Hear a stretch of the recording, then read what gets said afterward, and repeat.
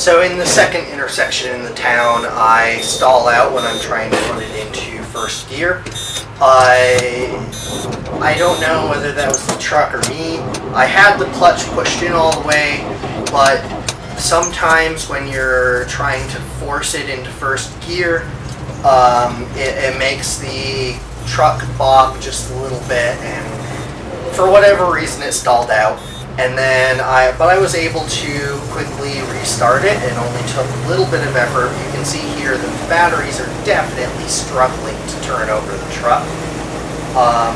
But I was able to get it started and able to continue on toward the show.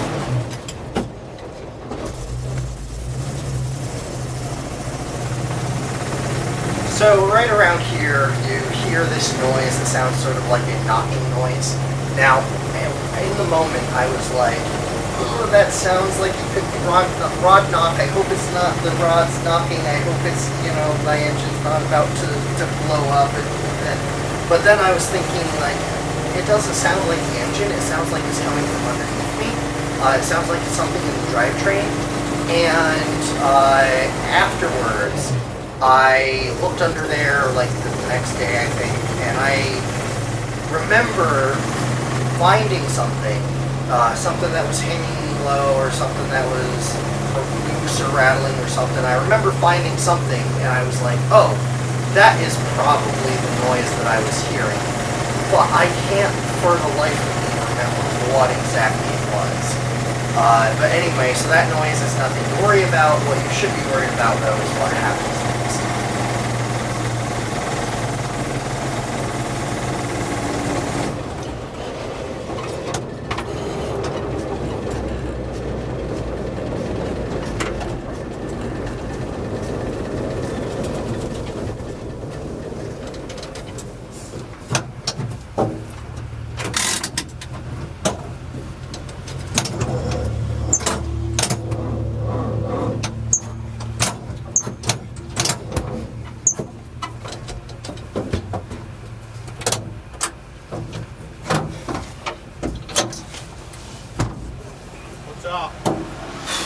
I'm not sure.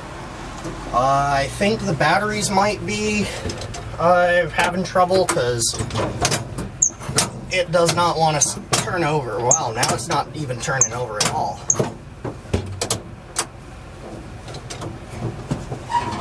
And I go down that road and I am literally at the turnoff for the show. So I'm coming up, I'm just about to turn onto the road that the car show is on.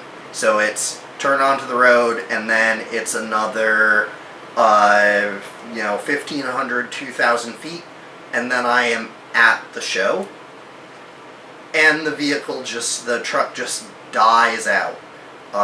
Just randomly, no explanation, just power off, dead.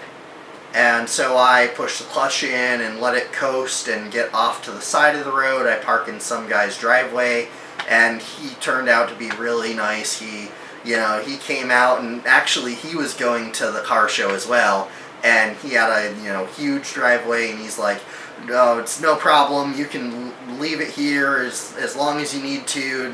No problem whatsoever. But at least I was able to get the truck off the road, so that I wasn't blocking traffic.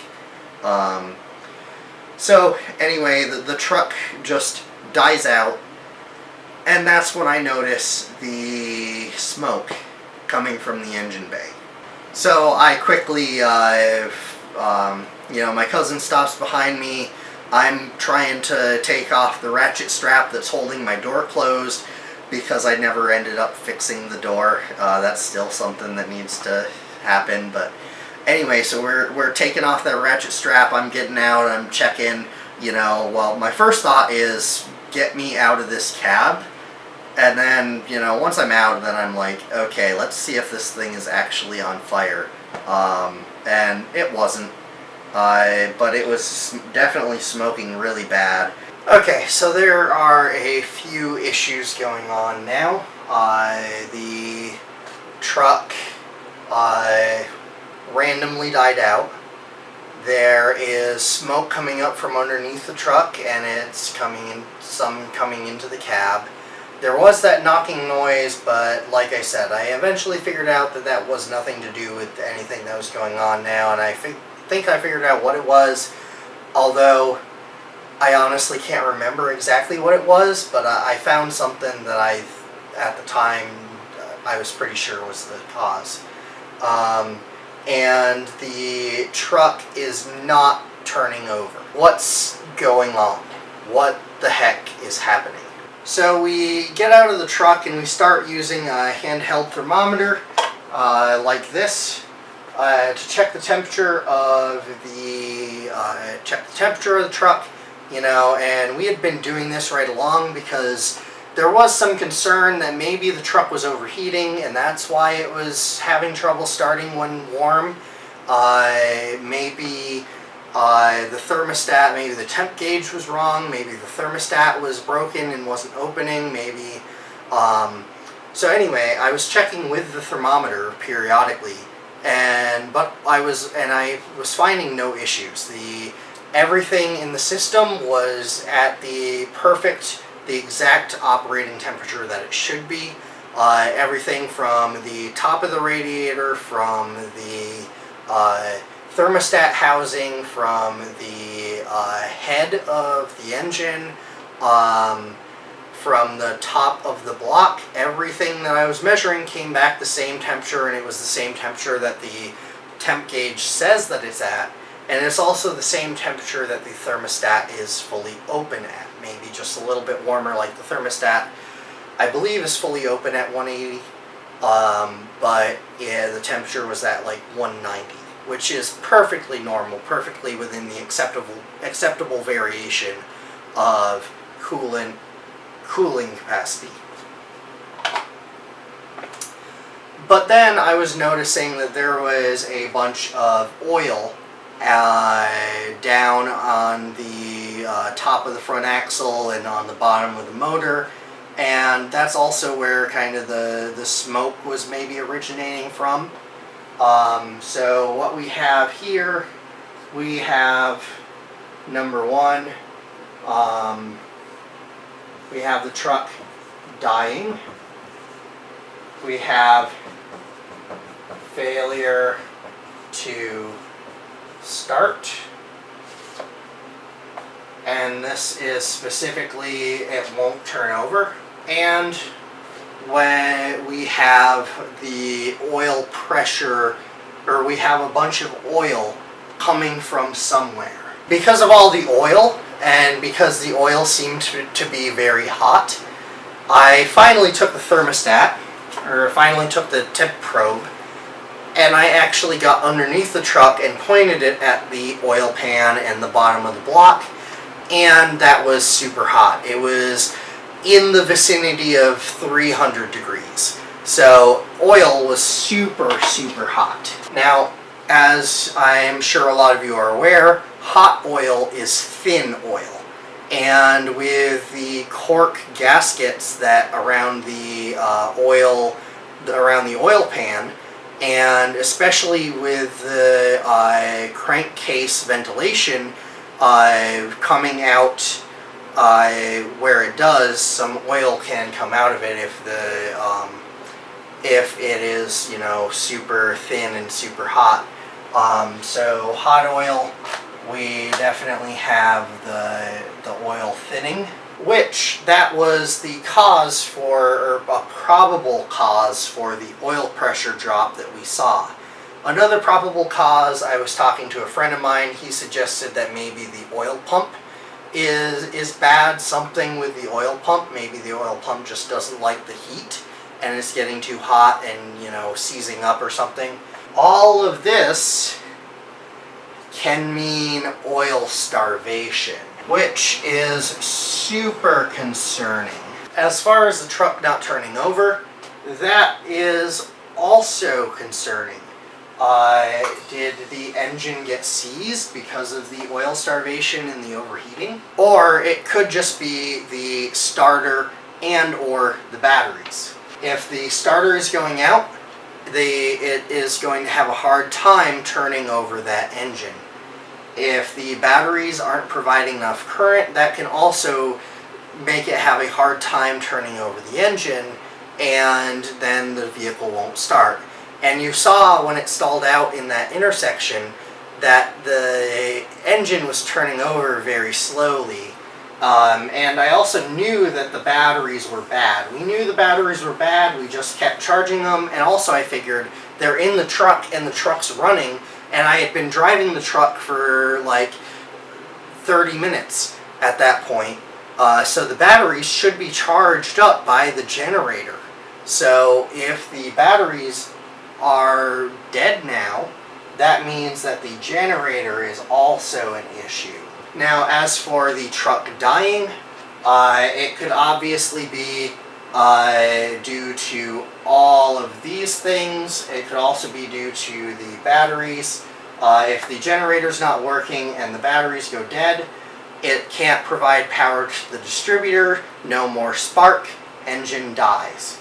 So it could be due to lack of spark, which is a simple fix, or it could be due to lack of oil, which is a huge concern. So these are all the issues that it could be, and we use a digital multimeter to check the voltage across the batteries. One of the batteries was at like 11 volts, one of the batteries was at like 9 volts, and the batteries were also super warm because they were trying to draw all this current that they didn't have. So the batteries are definitely an issue. The generator is definitely an issue because it should have been charging batteries, should have been providing some charging capability. Even if the batteries weren't able to hold the charge that well, they still shouldn't have been that low if the generator was working. And the dying issue is probably due to a lack of spark. And we also know that our oil is getting too hot. That was confirmed with the temperature probe. So we flat tow the truck to the car show.